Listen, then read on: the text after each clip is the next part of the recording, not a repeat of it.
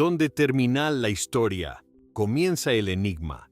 A lo largo de la historia han existido personajes famosos cuyas biografías parecen claras a primera vista. Sin embargo, detrás de algunos nombres conocidos se ocultaban identidades paralelas, trabajos secretos o vidas completamente distintas a las que el público creía conocer. Documentos, testimonios y archivos desclasificados revelaron que varias figuras históricas vivieron auténticas vidas dobles, y en muchos casos todavía quedan preguntas sin respuesta. 1. El Caballero de Eón. En la Francia del siglo XVIII, apareció una figura cuya vida quedó registrada en documentos diplomáticos, informes militares y rumores persistentes en las cortes europeas: Charles Geneviève Louis Auguste André. Timothée d'Eon de Beaumont nació en 1728 en Tonnerre, una pequeña ciudad de Borgoña. Desde joven destacó por su educación y su habilidad con la escritura, cualidades que lo llevaron a trabajar como diplomático y agente para la corona francesa. Durante el reinado de Luis XV existía una red secreta conocida como el Secret du Roi, una estructura de espionaje personal del monarca que operaba paralelamente a la diplomacia oficial. Dentro de esa red, d'Eon comenzó a participar en misiones confidenciales en varias partes de Europa. Una de las primeras operaciones registradas ocurrió en Rusia, donde viajó como parte de una delegación diplomática. Algunos informes posteriores aseguraron que durante esa misión utilizó una identidad femenina para poder acercarse a ciertos círculos de la corte imperial, aunque los detalles exactos de aquella operación nunca quedaron completamente claros en los archivos oficiales. Tras su regreso a Francia, d'Eon continuó trabajando en misiones diplomáticas y militares. Durante la Guerra de los 7 Años, sirvió como capitán de dragones y recibió reconocimiento por su desempeño. Poco después fue enviado a Londres como secretario de la Embajada francesa. Allí comenzó una etapa que marcaría definitivamente su reputación. En la capital británica se vio envuelto en disputas políticas, filtraciones de documentos y conflictos con otros representantes franceses.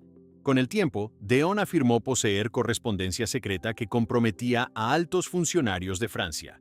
Esa situación provocó tensiones con el gobierno francés, que intentó obligarlo a regresar a París. El diplomático se negó y permaneció en Inglaterra durante años, mientras las autoridades buscaban recuperar documentos confidenciales que él decía conservar. En medio de este conflicto comenzó a circular un rumor persistente en la sociedad londinense. Varias personas afirmaban que el diplomático francés, en realidad, era una mujer que había vivido durante años bajo identidad masculina. La especulación se volvió tan extendida que incluso se realizaron apuestas públicas en clubes sociales y casas de juego sobre el verdadero sexo del Caballero de Eón. Periódicos y panfletos mencionaban el tema con cautela, pero la curiosidad crecía en los círculos políticos y aristocráticos. Durante mucho tiempo, d'Eon no ofreció una respuesta clara. Su comportamiento público alimentaba la confusión. En algunos eventos sociales se presentaba con ropa masculina, mientras que en otros utilizaba vestimenta femenina. La incertidumbre duró más de una década. Finalmente, en 1777, el gobierno francés llegó a un acuerdo con él. Para poder regresar a Francia y recibir una pensión oficial, debía entregar los documentos secretos que poseía y aceptar una condición inusual: vivir públicamente como mujer. A partir de ese momento, comenzó a presentarse como Mademoiselle d'Eon. Documentos oficiales del gobierno francés registraron la nueva identidad y ordenaron que vistiera exclusivamente ropa femenina. Incluso se enviaron vestidos especialmente confeccionados para que los usara en la corte. Durante varios años vivió bajo esa identidad. Tras la Revolución Francesa, su situación económica se deterioró y regresó a Inglaterra, donde pasó el resto de su vida en relativa pobreza. Aún así, su figura seguía despertando curiosidad. Participó en exhibiciones de esgrima y eventos públicos donde era presentada como una mujer experta en combate con espada. Murió en Londres en 1810 a los 81 años. Después de su fallecimiento, ocurrió un hecho que volvió a alimentar el misterio que lo rodeó durante décadas. Las personas encargadas de preparar el cuerpo para el funeral realizaron un examen físico y registraron que d'Eon poseía anatomía masculina. El informe fue confirmado por varios testigos, incluidos médicos presentes en ese momento. La noticia se difundió rápidamente en Londres y París. Durante más de 30 años, una figura que había servido como diplomático, soldado y espía, había vivido parte de su vida pública bajo una identidad femenina oficialmente reconocida por el gobierno francés. Los archivos históricos conservan cartas, informes militares y documentos diplomáticos firmados con su nombre. Sin embargo, muchos aspectos de su historia siguen siendo difíciles de reconstruir con precisión. Algunos registros del Secret du Roi desaparecieron después de la muerte de Luis XV. Otros documentos permanecieron sellados durante generaciones o se perdieron durante periodos de guerra y revolución. Tampoco quedó completamente claro cuándo comenzó realmente a presentarse como mujer, ni si esa decisión formó parte de una estrategia de espionaje, una imposición política o una elección personal. Las Cortes Europeas del siglo XVIII registraron el caso como una rareza social y política. En Londres, durante años, las apuestas sobre su identidad circularon entre nobles, comerciantes y diplomáticos. En Francia, el gobierno firmó documentos oficiales reconociendo su nueva identidad sin explicar públicamente las razones. Incluso hoy, al revisar los registros de su vida, aparecen episodios contradictorios, informes incompletos y testimonios que no coinciden entre sí. El Caballero de Eón dejó una trayectoria que atravesó el espionaje, la diplomacia, el ejército y la vida social de dos países rivales. Su nombre aparece en archivos militares, correspondencia secreta y crónicas de la época. Pero la línea que separa su identidad pública de su identidad privada nunca quedó completamente definida. Más de 2 siglos después, la historia conserva los documentos que confirman su existencia, pero todavía no ofrece una explicación definitiva sobre la verdadera naturaleza de la doble vida que llevó durante gran parte de su tiempo. 2. William Melville y la Red Secreta Británica. A finales del siglo XIX, la ciudad de Londres era uno de los centros políticos más importantes del mundo. También era un lugar donde comenzaban a crecer las preocupaciones sobre espionaje internacional, sabotaje político y movimientos revolucionarios. Dentro de ese ambiente apareció una figura que oficialmente era conocida como un respetado oficial de policía, pero cuya actividad real parecía extenderse mucho más allá de las funciones visibles de la policía metropolitana. Su nombre era William Melville. Había nacido en 1850 en Irlanda y se trasladó a Londres cuando era joven. Con el tiempo ingresó en la policía y ascendió hasta convertirse en uno de los detectives más conocidos de Scotland Yard. Durante años trabajó investigando fraudes financieros, organizaciones criminales y grupos políticos radicales que operaban dentro de la ciudad. Su reputación como investigador meticuloso y discreto comenzó a consolidarse a finales del siglo XIX, especialmente después de participar en varias operaciones contra grupos anarquistas que planeaban atentados en Europa. Sin embargo, los documentos históricos muestran que su papel dentro del aparato de seguridad británico era más complejo de lo que parecía públicamente.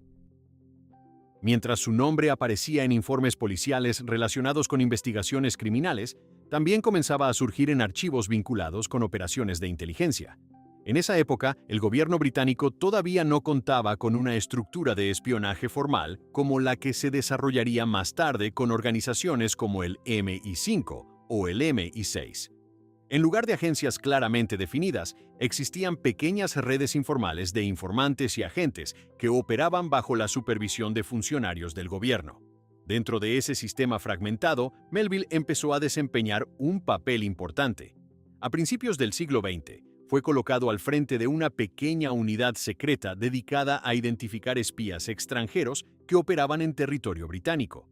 Oficialmente, esa unidad no tenía un nombre público ni una estructura visible. Sus operaciones se desarrollaban dentro de oficinas discretas, y su existencia apenas era conocida incluso dentro del propio gobierno. Algunas investigaciones posteriores sugieren que esta unidad fue uno de los primeros antecedentes directos del Servicio de Contraespionaje británico. Bajo la dirección de Melville, el grupo comenzó a vigilar actividades sospechosas relacionadas con agentes de inteligencia alemanes. Durante esos años, el Imperio Alemán estaba expandiendo su red de espionaje en varias ciudades europeas, especialmente en puertos y centros industriales. Los informes que surgieron de la oficina de Melville señalaban la presencia de individuos que recolectaban información sobre instalaciones navales, rutas comerciales y capacidades militares británicas. Para seguir esos movimientos, Melville desarrolló métodos de vigilancia que combinaban trabajo policial tradicional con técnicas de inteligencia más discretas. Utilizaba informantes dentro de comunidades extranjeras, revisaba correspondencia interceptada y mantenía archivos personales sobre sospechosos. Muchos de esos documentos permanecieron clasificados durante décadas. Lo que hace particularmente enigmática su figura es que, mientras dirigía operaciones secretas, continuaba apareciendo públicamente como un oficial de policía dedicado a tareas administrativas. Su nombre seguía vinculado a Scotland Yard, pero gran parte de su actividad diaria ocurría en reuniones privadas con funcionarios del gobierno y miembros del ejército. Algunas fuentes históricas indican que incluso utilizaba identidades falsas durante ciertas operaciones de inteligencia, viajando por Europa para recopilar información sobre redes de espionaje extranjeras. Uno de los episodios más mencionados en los archivos ocurrió en 1909, cuando el gobierno británico decidió reorganizar sus servicios de inteligencia ante el temor creciente de espionaje alemán.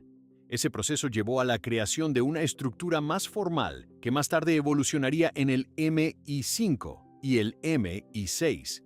En los documentos que describen esa transición, aparece repetidamente el nombre de William Melville como una figura clave en las primeras etapas de la contrainteligencia británica.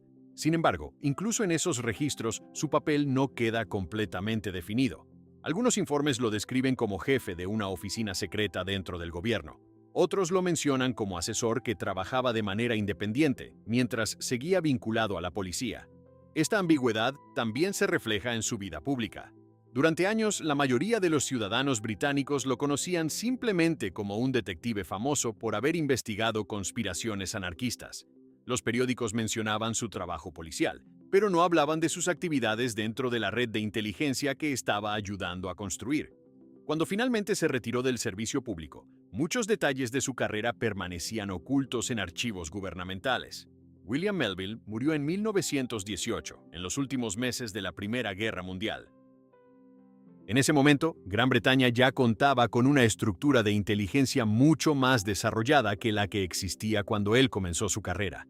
Con el paso de las décadas, algunos documentos relacionados con las primeras operaciones de contraespionaje fueron desclasificados. Esos archivos revelaron que Melville había participado en la creación de una red secreta dedicada a identificar agentes extranjeros dentro del país. Sin embargo, muchos detalles sobre las operaciones que dirigió siguen siendo difíciles de reconstruir. Algunos informes desaparecieron o permanecen incompletos, y otras actividades fueron registradas con identidades falsas que dificultan seguir el rastro de los participantes. La figura de William Melville quedó registrada oficialmente como la de un detective destacado de Scotland Yard, pero detrás de esa imagen pública existía otra función menos visible, vinculada con el desarrollo temprano del espionaje británico. Los documentos que sobrevivieron muestran fragmentos de esa segunda vida, aunque todavía dejan espacios vacíos que nunca fueron completamente explicados. 3. Mata Hari A. Comienzos del siglo XX, el nombre de Mata Hari empezó a aparecer con frecuencia en los periódicos europeos y en los salones más exclusivos de París. Era presentada como una bailarina exótica procedente de Oriente, famosa por espectáculos que combinaban danza, vestuarios elaborados y relatos sobre antiguas tradiciones asiáticas.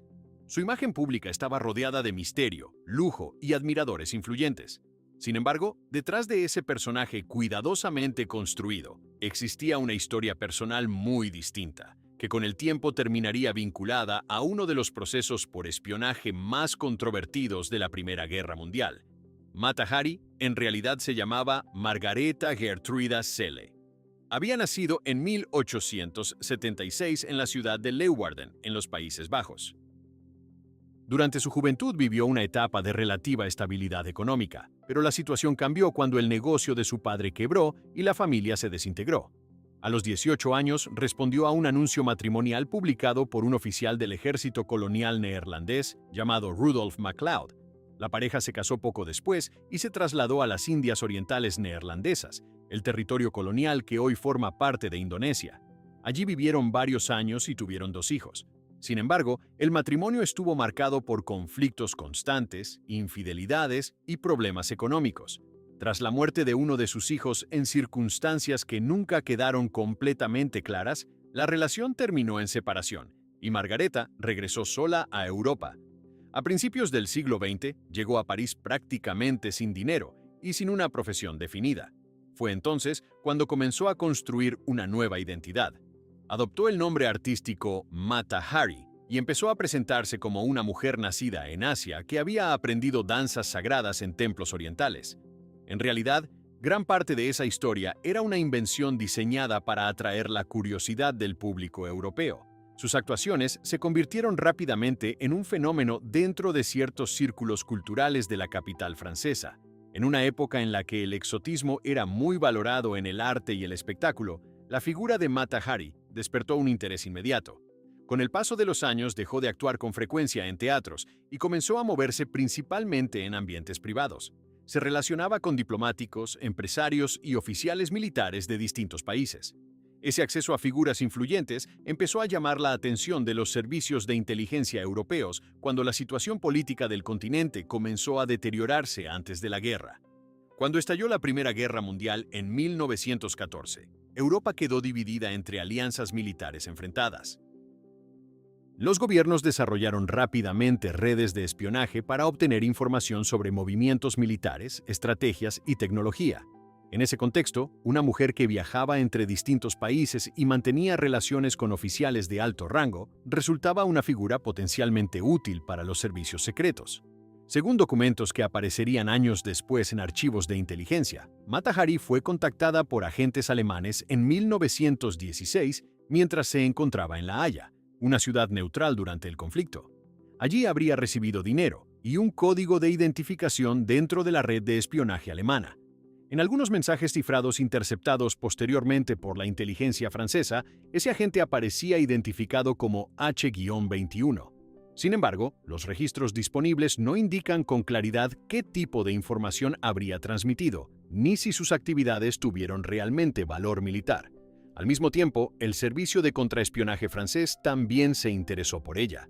El capitán Georges Ladoux, responsable de esa división, le propuso colaborar con Francia para obtener información de oficiales alemanes.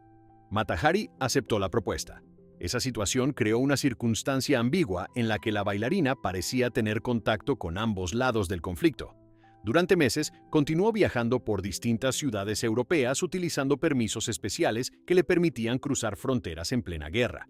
En febrero de 1917 fue arrestada en París y trasladada a la prisión de Saint-Lazare. Las autoridades francesas la acusaron de espionaje para Alemania y afirmaron que su actividad había causado la muerte de miles de soldados al transmitir información militar al enemigo. El proceso judicial comenzó en julio de ese mismo año, ante un tribunal militar.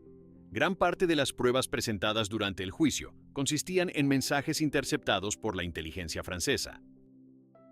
En esos mensajes, enviados por oficiales alemanes, aparecía mencionado el agente identificado como H-21. Para los fiscales franceses, ese código correspondía a Mata Hari. Durante el interrogatorio, ella admitió haber recibido dinero de un oficial alemán años antes, pero aseguró que lo había aceptado como compensación por pertenencias que le habían sido confiscadas durante la guerra. Negó haber entregado secretos militares y afirmó que nunca había trabajado realmente como espía para Alemania. A pesar de esas declaraciones, el tribunal militar la declaró culpable de espionaje. El 15 de octubre de 1917 fue ejecutada por un pelotón de fusilamiento en el castillo de Vincennes, cerca de París. Tenía 41 años. Durante décadas, su historia fue presentada como la de una espía seductora que había manipulado a oficiales de varios países para obtener información secreta. Sin embargo, con el paso del tiempo comenzaron a surgir dudas sobre el proceso judicial. A finales del siglo XX, algunos documentos militares franceses fueron desclasificados y permitieron revisar el expediente del caso. Varios historiadores observaron que muchas de las pruebas presentadas en el juicio eran indirectas o incompletas. Los mensajes cifrados utilizados como evidencia no detallaban qué información concreta habría transmitido Mata Hari ni cómo habría sido utilizada por el ejército alemán. También se descubrió que el sistema de códigos utilizado por los alemanes en esos mensajes era conocido por los servicios de inteligencia franceses. Algunos investigadores sugirieron que los mensajes pudieron haber sido enviados utilizando deliberadamente un código vulnerable a la interceptación.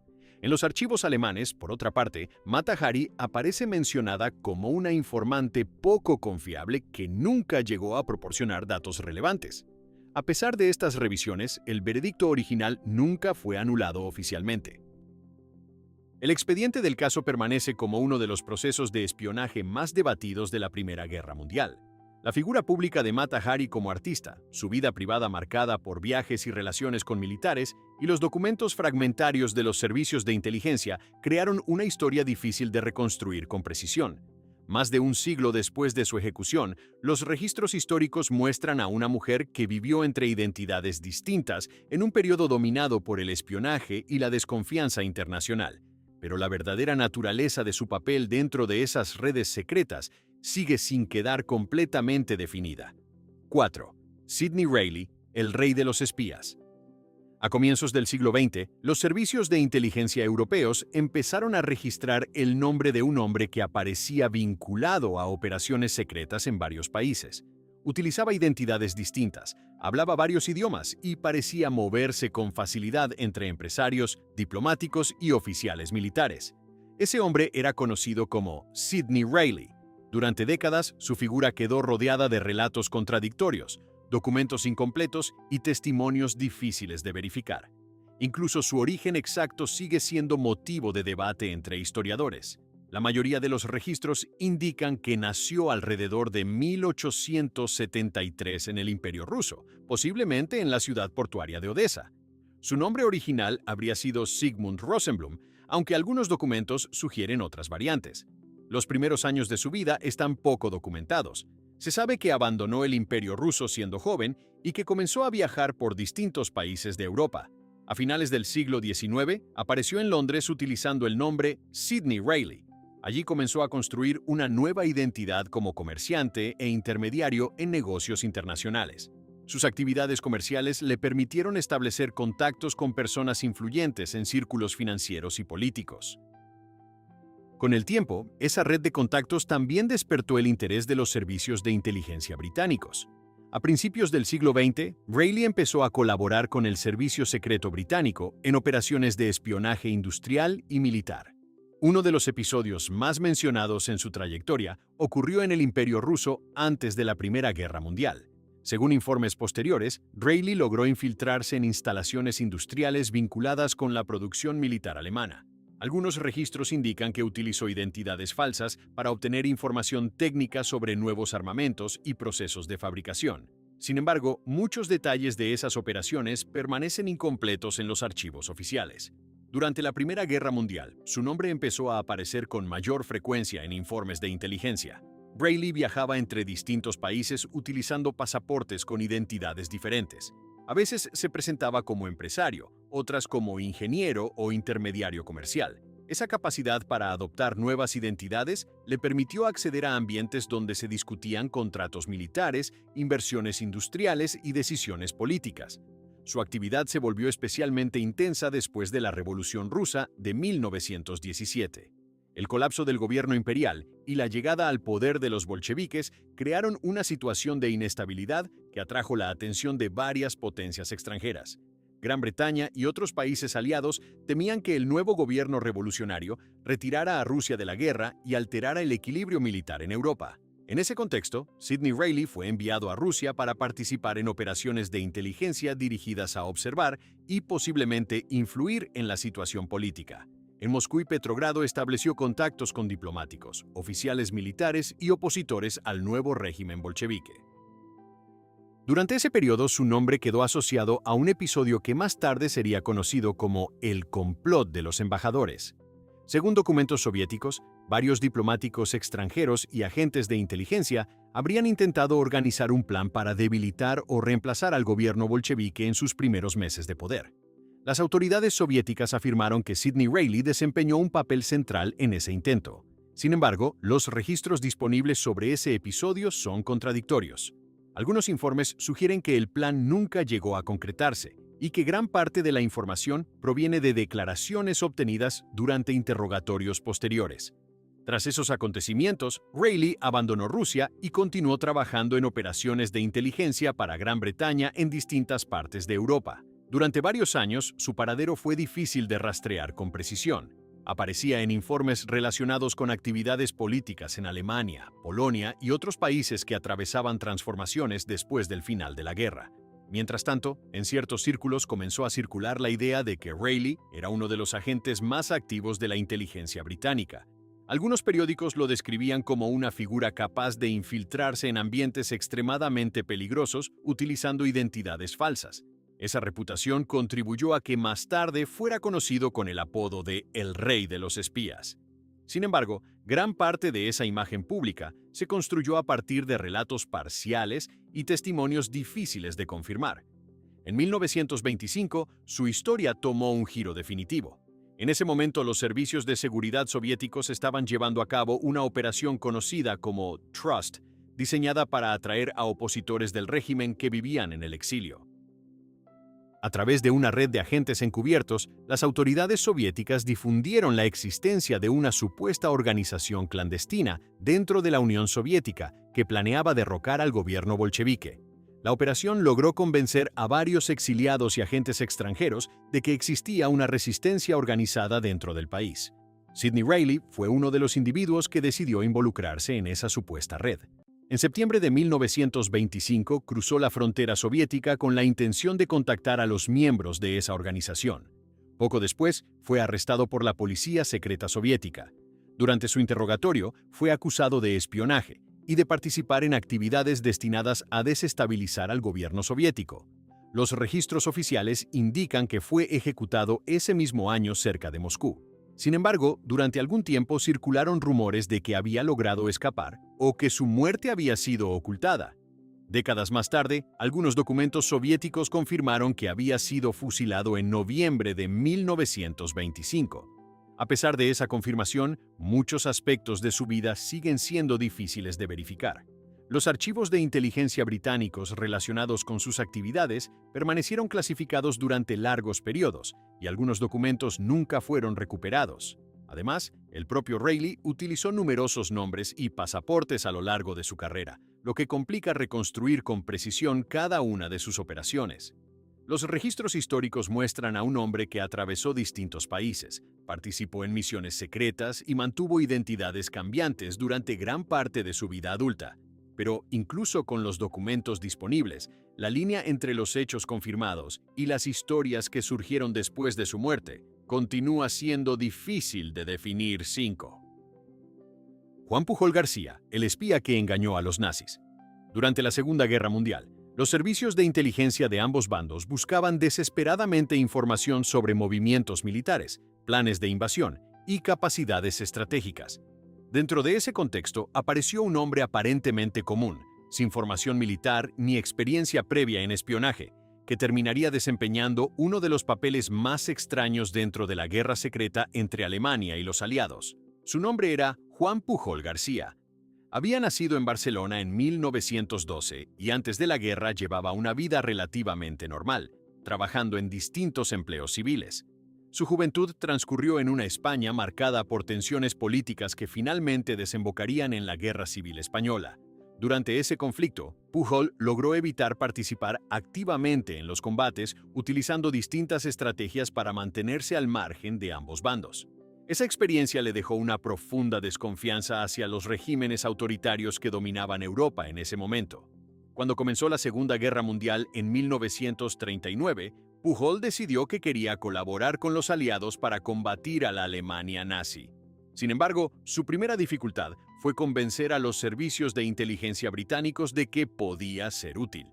Se presentó varias veces en la embajada británica en Madrid ofreciendo sus servicios como espía, pero fue rechazado repetidamente. Los oficiales británicos no veían ninguna razón para confiar en un civil sin experiencia que afirmaba poder infiltrarse en redes de espionaje alemanas. Ante esas negativas, Pujol decidió actuar por su cuenta. Se dirigió a la embajada alemana en Madrid y logró convencer a los agentes de inteligencia del Tercer Reich de que simpatizaba con su causa y estaba dispuesto a trabajar para ellos. Los alemanes aceptaron su propuesta y lo reclutaron como informante. Le entregaron dinero, instrucciones y un sistema básico de comunicación para enviar informes desde territorio británico. El plan original era que Pujol viajara a Londres para espiar directamente los movimientos militares británicos. Sin embargo, en lugar de trasladarse a Inglaterra, permaneció en Lisboa, Portugal, un país neutral durante la guerra. Desde allí comenzó a enviar informes a la inteligencia alemana, describiendo supuestas actividades militares en Gran Bretaña. Para construir sus reportes utilizaba información pública obtenida de periódicos, mapas turísticos, horarios de trenes y guías de viaje. A partir de esos datos, creaba descripciones detalladas de instalaciones militares, movimientos de tropas y operaciones ficticias. Lo más sorprendente fue que también inventó una red completa de agentes imaginarios que supuestamente trabajaban para él dentro del Reino Unido. Cada uno de esos personajes tenía una identidad, una ocupación y una historia personal que Pujol describía en sus informes. Algunos eran marineros, otros funcionarios portuarios o empleados ferroviarios. Con el tiempo, llegó a crear más de 20 agentes ficticios dentro de esa red inexistente. Durante meses, los servicios de inteligencia alemanes recibieron sus informes sin sospechar que en realidad provenían de un solo hombre que nunca había pisado suelo británico. Finalmente, en 1942, los servicios de inteligencia británicos descubrieron la existencia de ese extraño agente que enviaba información a Alemania desde Lisboa. Tras investigar sus actividades, decidieron contactarlo. Para ese momento, Pujol ya había construido una relación de confianza con los alemanes y parecía capaz de influir en la información que recibían. Los británicos decidieron incorporarlo a su propio sistema de espionaje como agente doble. A partir de entonces, comenzó a trabajar bajo supervisión del Servicio de Contraespionaje británico, que le asignó el nombre en clave Garbo. Instalado finalmente en Londres, continuó enviando informes a sus contactos alemanes. Pero ahora esos mensajes formaban parte de una operación cuidadosamente planificada por la inteligencia británica. Su red ficticia de agentes siguió creciendo, y los informes se volvieron cada vez más complejos. Algunos mensajes incluían advertencias sobre movimientos militares reales, pero eran enviados con retraso deliberado para que la información llegara demasiado tarde para ser utilizada. Otros informes describían operaciones completamente inventadas diseñadas para confundir a la inteligencia alemana. El momento más decisivo de su actividad ocurrió en 1944, cuando los aliados preparaban la invasión de Europa Occidental. La operación militar que llevaría al desembarco en Normandía requería un enorme esfuerzo de desinformación para convencer a Alemania de que el ataque principal ocurriría en otro lugar. Dentro de ese plan, conocido como Operación Fortitude, el papel de Juan Pujol García se volvió crucial. Utilizando su red imaginaria de agentes, envió numerosos informes a Berlín, asegurando que el verdadero desembarco aliado se produciría en el estrecho de Calais y no en Normandía.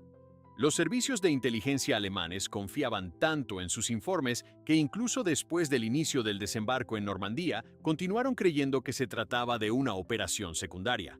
Durante semanas mantuvieron importantes divisiones militares en Calais esperando una invasión que nunca ocurrió.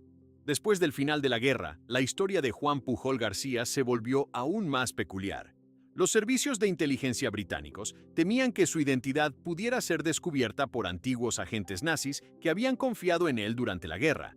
Para protegerlo, ayudaron a crear una nueva identidad y difundieron información falsa indicando que había muerto en África en 1949.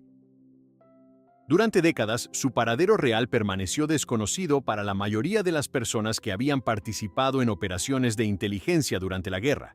Vivió durante años en Venezuela bajo una identidad diferente, lejos de Europa y de las redes de espionaje que habían marcado su vida durante el conflicto. No fue hasta la década de 1980 cuando algunos investigadores lograron localizarlo y reconstruir parte de su historia.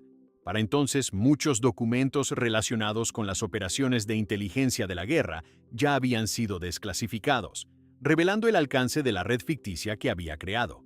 Los archivos mostraban cientos de mensajes enviados a Alemania, describiendo actividades de agentes que nunca existieron. A pesar de esa documentación, algunos detalles de su trabajo siguen siendo difíciles de reconstruir completamente. La guerra secreta entre los servicios de inteligencia produjo una enorme cantidad de operaciones encubiertas, muchas de las cuales quedaron registradas de forma fragmentaria o bajo identidades falsas. Dentro de ese mundo de información incompleta y operaciones clandestinas, la figura de Juan Pujol García destaca como uno de los casos más singulares de doble identidad en la historia del espionaje del siglo XX. 6. Ignaz Trebitsch Lincoln, el hombre de mil identidades. A comienzos del siglo XX, En un periodo marcado por conflictos políticos, espionaje internacional y cambios ideológicos radicales, apareció una figura cuya vida parecía transformarse constantemente. Su nombre fue Ignaz Trevich Lincoln, un hombre que a lo largo de su vida adoptó múltiples identidades, ocupó posiciones muy distintas en varios países y terminó vinculado a conspiraciones políticas que todavía generan interrogantes. Había nacido en 1879 en la ciudad de Pax, en el entonces Imperio Austrohúngaro, dentro de una familia judía. Su nombre original era Ignaz Trevich. Durante su juventud se trasladó a distintas ciudades de Europa y comenzó a involucrarse en actividades comerciales y religiosas que parecían cambiar con frecuencia. En un momento se convirtió al cristianismo y empezó a trabajar como misionero protestante. Ese cambio religioso le permitió viajar a Inglaterra, donde comenzó una nueva etapa de su vida. Allí adoptó el apellido Lincoln y empezó a presentarse como Trevich Lincoln. Con el tiempo logró integrarse en ciertos círculos políticos y empresariales británicos. En 1910 ocurrió uno de los episodios más sorprendentes de su trayectoria.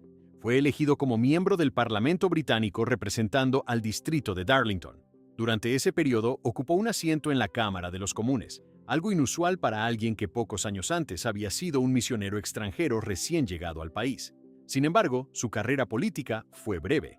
Apenas un año después comenzaron a surgir sospechas sobre sus actividades financieras y sobre posibles vínculos con operaciones de espionaje.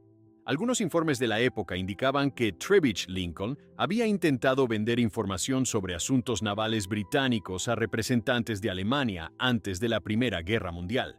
Cuando las autoridades empezaron a investigar sus actividades, abandonó rápidamente Inglaterra. A partir de ese momento, su vida entró en una etapa de movimientos constantes entre distintos países. Durante la Primera Guerra Mundial, apareció en los Estados Unidos, donde trató de presentarse como empresario y asesor político. Sin embargo, también allí comenzaron a surgir denuncias relacionadas con fraudes financieros. Las autoridades estadounidenses emitieron órdenes de arresto contra él, lo que lo obligó a abandonar el país nuevamente. Poco después, reapareció en Alemania, un país que atravesaba una profunda crisis política tras la derrota en la guerra. En 1920, su nombre volvió a surgir en relación con un episodio conocido como el Putsch de Kapp, un intento fallido de golpe de Estado contra el gobierno alemán de la República de Weimar. Durante esos días de inestabilidad política, Trevich Lincoln afirmó haber participado en negociaciones destinadas a reorganizar el poder político en Alemania. Algunos documentos indican que incluso se presentó como posible intermediario entre distintas facciones que intentaban controlar el país. Sin embargo, cuando el golpe fracasó, volvió a desaparecer rápidamente del escenario político europeo. En los años siguientes, su vida tomó un rumbo aún más inesperado. Se trasladó a Asia Oriental y comenzó a desarrollar una nueva identidad religiosa. En China adoptó el nombre Chao Kung y afirmó haberse convertido en monje budista. Con el tiempo llegó a ocupar posiciones dentro de ciertas comunidades religiosas en Shanghái. Durante esa etapa se presentaba como líder espiritual y escribía textos religiosos que circulaban entre sus seguidores. Sin embargo, incluso en ese entorno comenzaron a surgir rumores sobre su pasado. Algunos diplomáticos europeos destinados en China afirmaban que el supuesto monje era en realidad el mismo hombre que años antes había sido parlamentario en Inglaterra y figura polémica en varias investigaciones políticas. A pesar de esas sospechas, logró mantener su nueva identidad durante varios años. En ese periodo continuó relacionándose con figuras políticas y militares que operaban en Asia durante los años turbulentos que precedieron a la Segunda Guerra Mundial. Algunas fuentes de la época afirmaban que mantenía contacto con agentes de inteligencia japoneses que operaban en China. Otros informes lo describían como un intermediario que ofrecía servicios políticos a distintos grupos interesados en influir en la región. Sin embargo, gran parte de esas acusaciones nunca fueron confirmadas de forma concluyente. Lo que sí quedó documentado es que su vida estuvo marcada por cambios constantes de identidad, país y ocupación. Desde misionero protestante hasta parlamentario británico, desde sospechoso de espionaje hasta líder religioso en Asia, cada etapa parecía desconectada de la anterior. Los registros oficiales de varios países mencionan su nombre en investigaciones relacionadas con fraude, espionaje y conspiraciones políticas. Sin embargo, muchos de esos expedientes quedaron incompletos o se perdieron con el paso del tiempo. Ignaz Trevich Lincoln murió en Shanghái en 1943. en medio de la Segunda Guerra Mundial. Para entonces había pasado décadas viviendo bajo distintas identidades en varios continentes. Después de su muerte, algunos investigadores comenzaron a reconstruir su historia utilizando archivos diplomáticos, informes policiales y testimonios dispersos.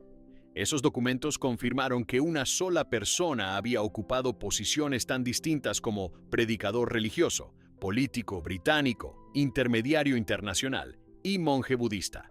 Sin embargo, también dejaron numerosas preguntas sin respuesta. No quedó completamente claro para quién trabajó realmente durante los años en que fue sospechoso de espionaje. Tampoco existe un registro completo de los viajes y contactos que mantuvo durante sus décadas de actividad en Europa, América y Asia. Incluso su verdadera motivación para cambiar repetidamente de identidad sigue siendo objeto de debate entre historiadores. Lo que permanece documentado es que durante más de 30 años logró moverse entre distintos sistemas políticos, religiones y países utilizando identidades que parecían transformarse cada vez que surgía una nueva oportunidad o un nuevo peligro. 7. Christopher Marlowe, el dramaturgo que también espiaba. En la Inglaterra del siglo XVI, durante el reinado de Isabel I, el país atravesaba un periodo de tensión política constante. Las amenazas de conspiraciones internas, conflictos religiosos y rivalidades con potencias europeas habían llevado al gobierno a crear una red secreta de informantes y agentes encargados de vigilar posibles complots contra la corona. Dentro de ese contexto aparece la figura de Christopher Marlowe, conocido hoy principalmente como uno de los dramaturgos más influyentes del teatro isabelino. Sin embargo, varios documentos históricos sugieren que su vida pudo haber incluido una segunda actividad menos visible relacionada con los servicios de inteligencia de la época. Marlowe nació en 1564 en la ciudad de Canterbury, hijo de un zapatero. Gracias a su talento académico, obtuvo una beca para estudiar en la Universidad de Cambridge, donde ingresó al Corpus Christi College. Durante sus años universitarios se destacó por su habilidad para los idiomas, la literatura clásica y la retórica. Pero en 1587 surgió un episodio que más tarde despertaría sospechas entre los historiadores. Ese año, las autoridades universitarias dudaban si debían otorgarle su título debido a rumores de que había abandonado Inglaterra y planeaba trasladarse a un seminario católico en el extranjero. En aquel momento, muchos jóvenes ingleses viajaban a ciudades como Reims para formarse como sacerdotes católicos y luego regresar clandestinamente al país. Para el gobierno protestante de Isabel I, esas actividades representaban una amenaza política y religiosa. Sin embargo, antes de que Cambridge tomara una decisión definitiva, el Consejo Privado de la Reina envió una carta oficial a la universidad defendiendo a Marlowe. En ese documento se afirmaba que el estudiante había prestado buen servicio a la corona y que los rumores sobre su conducta eran infundados. La intervención del Consejo Privado fue inusual. Rara vez ese organismo intervenía directamente en asuntos académicos de una universidad. El hecho de que lo hiciera para proteger a un estudiante provocó preguntas que siglos después seguirían siendo debatidas. Algunos investigadores interpretaron esa carta como una señal de que Marlowe podría haber estado realizando tareas para el gobierno mientras estudiaba en Cambridge. En esa época, el principal organizador de la red de espionaje inglesa era Sir Francis Walsingham, secretario principal de la reina y responsable de la seguridad del reino. Walsingham había creado un sistema de informantes que operaba dentro y fuera de Inglaterra para detectar conspiraciones católicas, especialmente aquellas relacionadas con intentos de colocar a María Estuardo en el trono.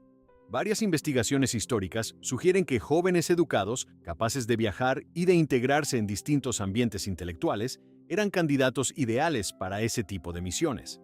Tras completar sus estudios, Marlowe se trasladó a Londres y comenzó a escribir obras teatrales que rápidamente lo hicieron famoso.